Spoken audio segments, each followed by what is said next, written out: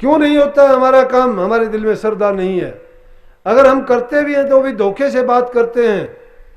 अगर सच्चे दिल से हम प्रभु को याद करते, वो दूर नहीं है हमसे, वो एक एक कण कण में समाया हुआ है। जो तिल माही तेल है, चकमक माही आग, तेरा प्रीतम तुझ में जाग सके तो जाग।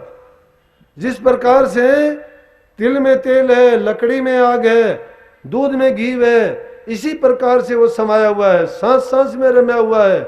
रमे हुए का नाम राम है, हर जगह मौजूद है। वो सारे काम करते हुए कुछ करते हुए नहीं दिखाई देता, कहीं भी ना होते हुए हर जगह है, और हर जगह होते हुए भी कहीं दिखाई नहीं देगा, दृष्टिगोचर नहीं होता। फिर यकीन उसका कैसे आएगा?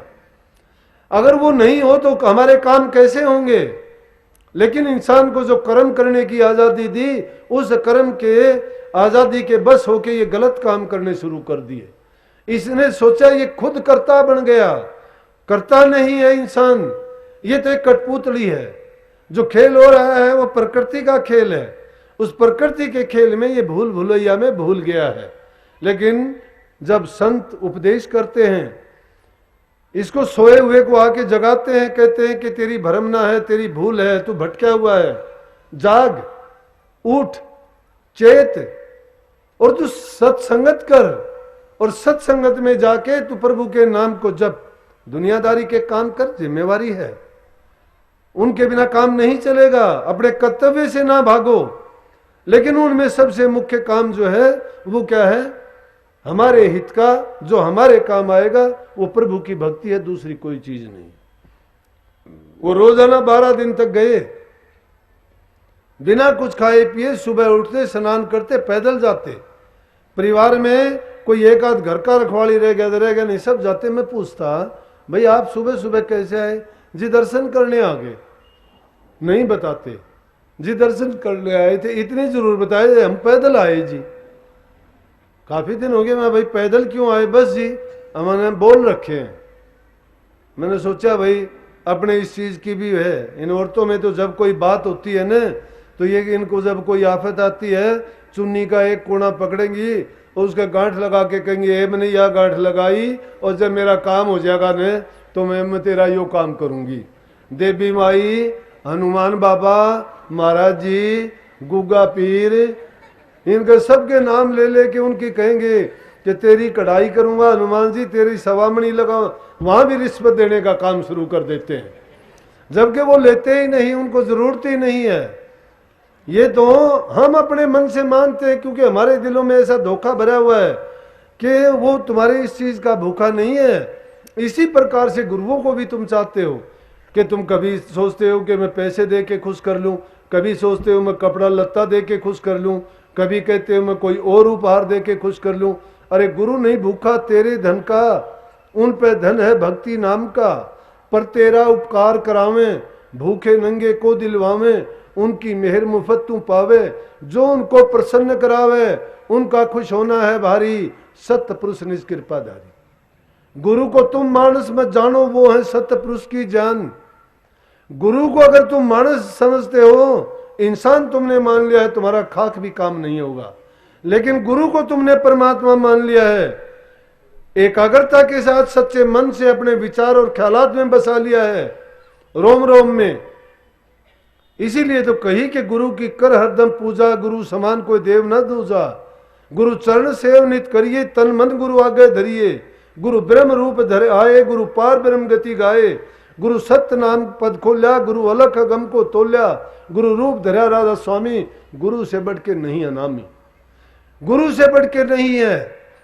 परमात्मा के दो ही रूप हैं, सूक्ष्म रूप आपको दिखाई नहीं देता, स्थूल रूप में गुरु रूप में आपके सामने हाजिर है।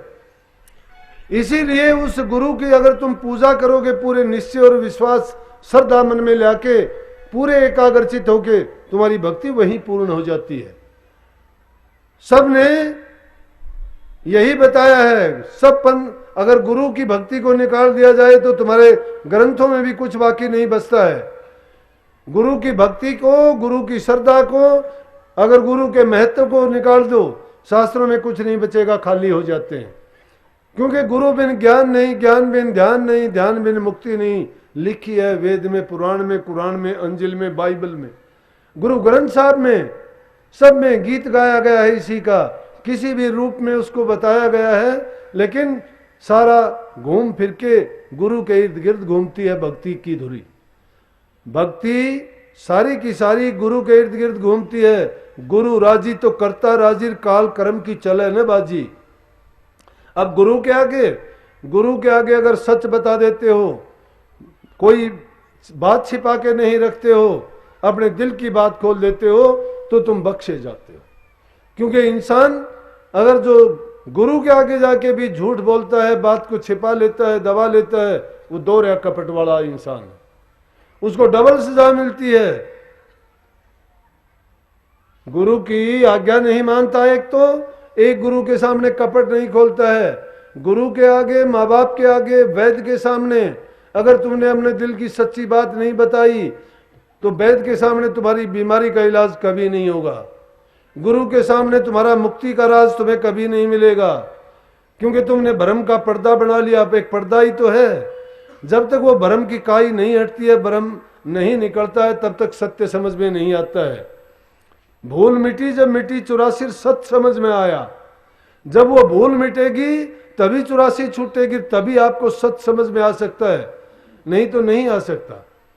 अब उसी बहन का काम क्या हुआ कि उसका जमाई बरी आ गया। अरे वो ठाठ से रहता है, वो कहती है कि जी आपके दिए दिन है नहीं, हमने तो बचाने वालों को नहीं थो कोई भी। ऐसा काम हो गया था कि सारी उम्र उसकी तो जेल में बीता। छोरी हमारे सिर के ऊपर रखी गई थी, हमारे से हमारी पालना नहीं होती थी।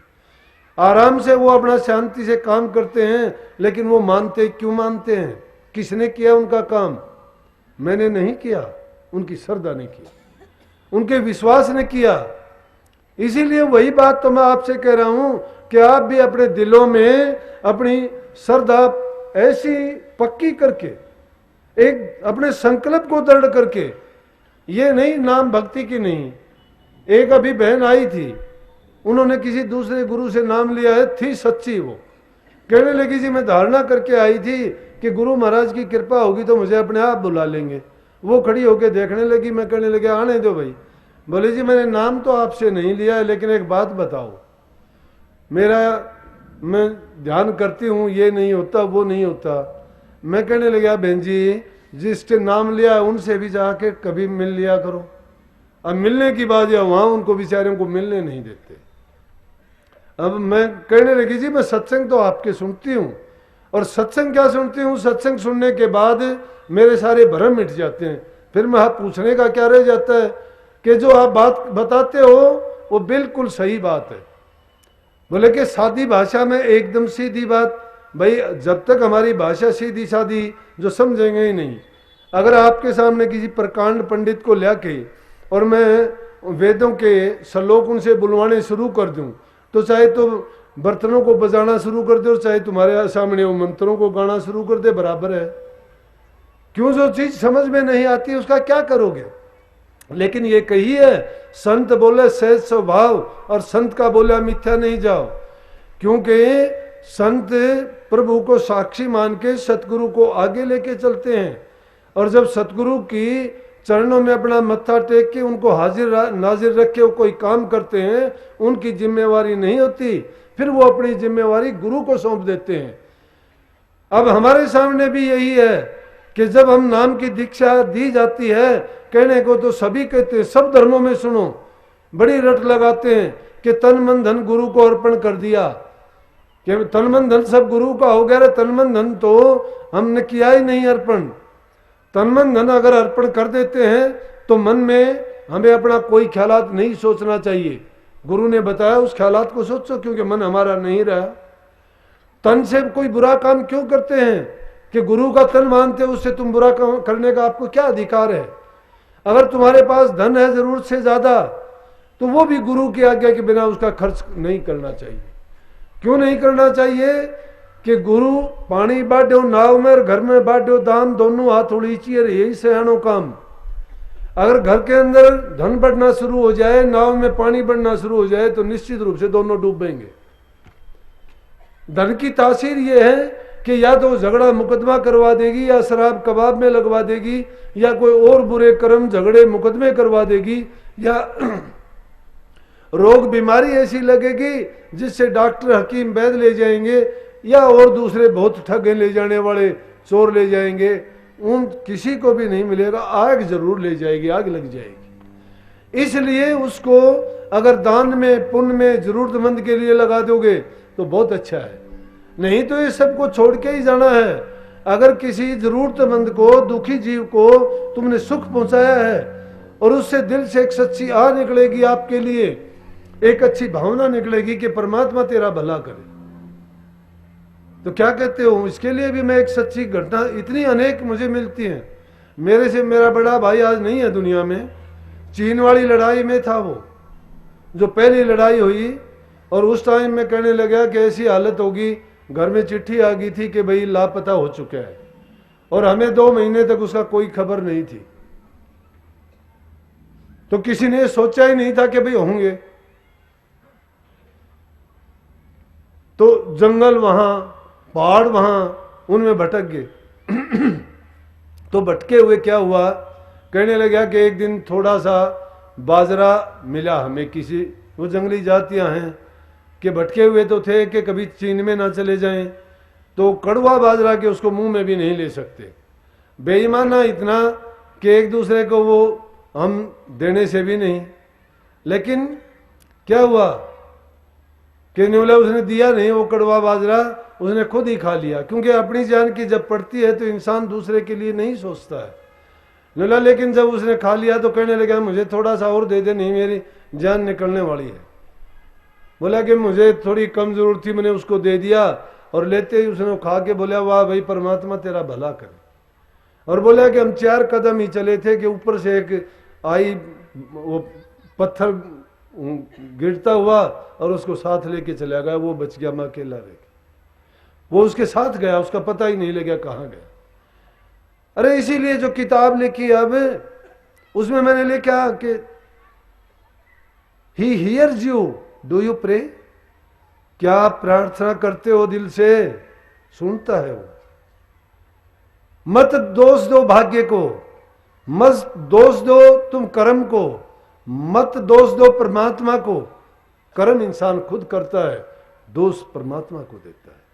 परमात्मा न्यायकारी है, कभी गलत नहीं करता, वो कभी गलत नहीं करता। गलत हम करते हैं, परिणाम हमें भोगना पड़ता है, फिर कहते हैं कि अच्छा नहीं हुआ, मेरे कर्म में लिखा था, मेरे भाग में लिखा था। अरे कर्म और भाग तूने लिखा है और किसी ने नहीं लिखा।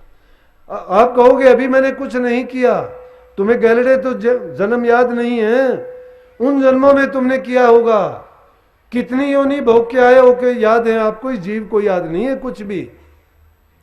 इसलिए प्रेमियों, गुरु ने जो ज्ञान दिया मुझे नहीं पता कुछ भी, मैं आपको साक्षी मान के कहता हूं, गुरु महाराज जो सिर के ऊपर बैठे हैं, कि जिंदा थे जब थोड़े काम, अब गुप्त रूप में हैं, देह रूप में नहीं है। मेरे लाखों काम करते हैं, कदम कदम पर संभालते हैं, ऐसे ऐसे मुझे घटनाओं से बचाते हैं कि मैं कहना शुरू कर दूं तो शायद वही खत्म नहीं है। अब गुरु को मानता और जानता कौन है? असल में भक्ति क्या है कि जब उसको तुम अपने हृदय में रोम रोम में बसा लोगे, सब कुछ तुम्हारे लिए वही बन जाएंगे, साक्षात रूप में सारे प्रकट होके काम करेंगे। तुम जिसको सोचोगे कि मौत तुम्हारे सामने खड़ी है, टकरा जाओगे, लेकिन मौत पीछे हट जाएगी, तुम्हारा जीवन खड़ा है वहां। जहां तुम्हें हानि नजर आएगी, लेकिन अगर तुम गुरु के घर के हो तो उस हानि को, नुकसान को देखोगे कि बिल्कुल वो तुम्हें खा जाना चाहती है, लेकिन तुम पाओगे कि वो गायब हो जाती है। ये भक्तों का राज है और ये भक्ति का सूत्र है। अब हम तो सुमरण मात्र भी नहीं करते सच्चाई के साथ, तो ये है। अरे नानक साहब ने तो सुमरण का एक गीत गाया है, वो कहते हैं कि उठत बैठत सोवत जागत नाम, कह नानक सद भे तिसके काम। और राजा जनक की नहीं कही, नरक को खाली कर दिया अंगूठा टेक के। कहते हैं धन धन राजा जनक को जिन सुमरण किया विवेक, सुमरण किया विवेक, एक घड़ी के सुमरण से तारे पुनः अनेक। एक घड़ी के सुमरण से, बोला एक घड़ी का मैं अपना सुमरण देता हूं। एक घड़ी के सुमरण से कितने लोगों को, नरक को खाली कर दिया। और उसी सुमरण को भूले हुए कबीर साहब कहते हैं मेरे से थोड़ी सी भूल हुई थी। बोला काशी के हम बासी कहिए, मेरा नाम कबीरा, और एक बार मुख से नाम बिसारा जात जुलाया कि मैं एक बार नाम बिसारा था मैंने, और उसका मुझे परिणाम ये मिला, मैं जुला जाति में पैदा हुआ। प्रेमियों, क्या हम नाम को याद करते हैं? मैंने जो आपको बात कितनी सीधी भाषा में बताई है कि वो सुनता है, हर एक की सुनता है, लेकिन हमारी फरियाद में ताकत नहीं है। उस फरियाद में भी धोखा है। सच्चे फरियादी बनके तुम जब उस नाम को जपोगे तो वो तुम्हें अपने आप संभालेगा। आपको पुकार करने की जरूरत नहीं है। पुकार अगर किया नहीं, माला फेर उन हर बजोर मुख से कहूं न राम, मेरा साईं मुझको बजत तब पाऊं विश्राम। अगर तुमने गुरु धारण कर लिया, गुरु मिले फिर कहा कमाना। अरे गुरु ही तुमने बना लिया और फिर भी कमाई करनी पड़ती है तो धिक्कार है, गुरु नहीं है तुम्हारा। गुरु की अगर शरण ली है, पक्के बन के रहो, गुरु की बताई मर्यादा पर चलो, सब चीजों को भूलो, नाम को ना भूलो। कितने उपकार हैं गुरु महाराज के, कितने बताऊं कि जीवन तो बहुत थोड़ा था, मेरा जीवन तो बहुत कम था, सब कुछ गुरु महाराज का दिया हुआ है। कभी का बीत चुका होता, बहुत साल हो गए थे, लेकिन जो दिया उन्होंने इसलिए नहीं दिया था कि जीवन को बर्बाद करूं, इसलिए दिया था कि लेखे में लगाऊं। इस जीवन से जीवों के कल्याण का काम करूं। अब मुझे पता ही नहीं है क्यों। मैं अपना काम समझ के नहीं करता, अपना जीवन समझ के मैं नहीं जीता, मैं गुरु महाराज का जीवन समझ के जीता हूं। तन भी उनका मानता हूं, मन भी उनका मानता हूं, धन भी अपना मानता हूं। चार नहीं है। सारी जिंदगी 27-28 साल तक मैंने अध्यापक का काम किया, तनख्वाह मिलती थी, उससे गुजारा चलाया। अब अपनी तनख्वाह मिलती है, वो मेरे से खर्च नहीं होती। क्यों नहीं होती? जरूरत नहीं है मेरी। जरूरत पड़ती है, कोई मुझे कपड़ा दे देता है, कोई जूते दे देता है, रोटी तुम्हारी खाता हूं, गुरु महाराज का दिया हुआ है। वो पैसे भी मेरे बचते हैं, क्या करूंगा उनका? तो इनसे कोई भरता भी नहीं है किसी का, किसको दोगे? पूत सपूत धन क्यों संची, और पूत कपूत धन क्यों संची? पूत सपूत है तो धन एकत्रित क्यों करोगे? पूत कपूत होगा तो उल्टे कामों में लगाएगा, जुआ खेलेगा, शराब पिएगा, झगड़े करेगा, मुकदमा करेगा, अरे उसका शरीर बर्बाद होगा, वो धन भी बर्बाद होगा। और पूत अगर सपूत है तो धन उसको देने की जरूरत नहीं है, वो अपने आप धन कर लेगा, कमा लेगा अपना। परमात्मा ने सबको सब कुछ दिया है। सही मार्ग पर चलो, बुराइयों से बचो, बूढ़े बुजुर्ग की इज्जत कदर करो,